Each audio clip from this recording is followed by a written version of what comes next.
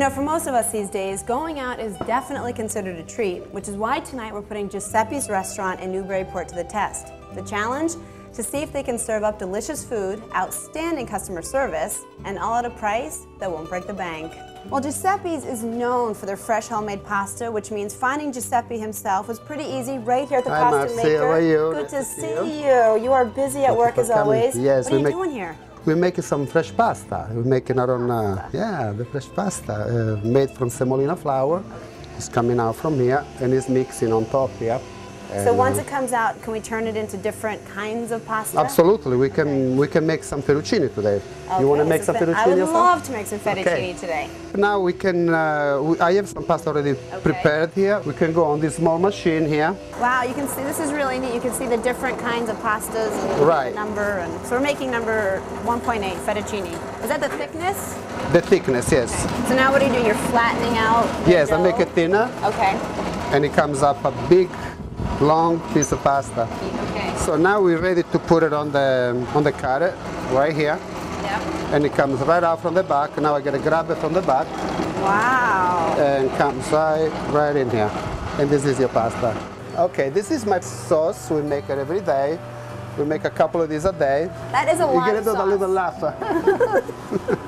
This is, we do the baked stuffed eggplant rolls. Okay. It's an eggplant cutlet. Yep. And we put a little bit of ricotta cheese, the stuffing we use it for the shells, for the ravioli, this stuffing, you know. And then we put a little bit of peppers. Okay. Yeah, we put a little bit of spinach and onions. They all saute fresh baby spinach. And a tiny bit of artichoke hearts.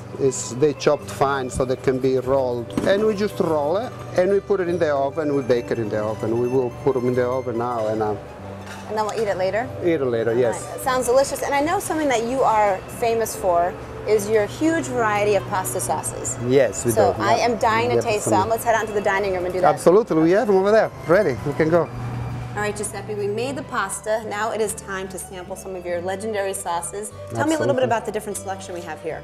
We have, this is the meat sauce, the marinara, this is like the base for everything, you know, the main marinara sauce. The foundation of Italian food, right there. Absolutely, yeah, that's the historic one. And then we have the tomato mushroom, which is marinara with sauté mushrooms. And then we have the arrabbiata, is spicy. Arrabbiata means angry, means very spicy sauce. This is the puttanesca sauce, is the zesty sauce. And then we have the meat sauce, we have the pink sauce, the Alfredo, and then tomato Alfredo, with the mushroom Alfredo. So a huge variety of sauces. Yes. Everything made from scratch?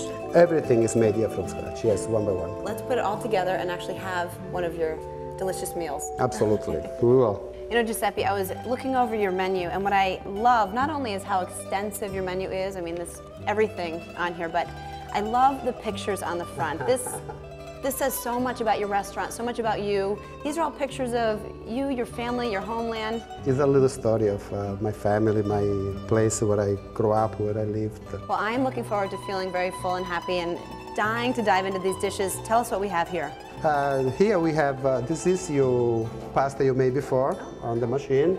It's the fettuccine with just marinara sauce. Okay. Then we have the stuffed eggplant rolls. And then this is for you, vegetarian, Maryland ravioli with alla Toscana sauce. You will enjoy this. Well, Giuseppe, thank you so much for having us, and I cannot wait to sink my teeth into all of these delicious meals.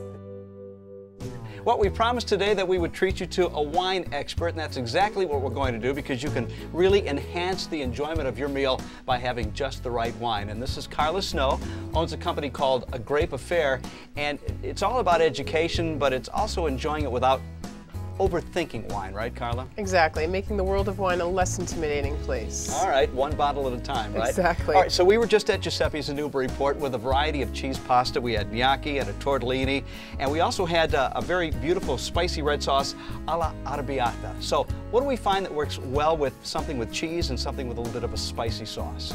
Well, typically when I do ravioli or gnocchi, with just a buttercream sauce or garlic and white wine. I would do a white wine called Falanghina, which is a grape from southern Italy. Very nice weight, typical consistency of Chardonnay, but with a little bit of acidity. And then with the spicy red sauce, it's a little interesting because you want something with a little bit of sweetness to it. I would do maybe a red Zinfandel or possibly a Sangiovese, which is Chianti. Chianti is made with the grape Sangiovese. Sure. And these are all wines that we could find in our neighborhood wine store or a winery as well, right? Absolutely. And on some of the wine lists at the restaurants as well, you'd be able to find wines like this, and of course at your local wine store. I know we go red with perhaps a meat and white with a fish or a chicken. Is that kind of the basic rule? Is that wine 101? Well, you know, it's really, food and wine pairing is 99% preference and 1% science. So if you like red wine with your filet of sole, then go for it. I'm glad you said that because there are no hard and fast rules. It's really what you really enjoy the most that counts. Absolutely, because enjoying it is key. You're not going to go back to it if you're not enjoying it.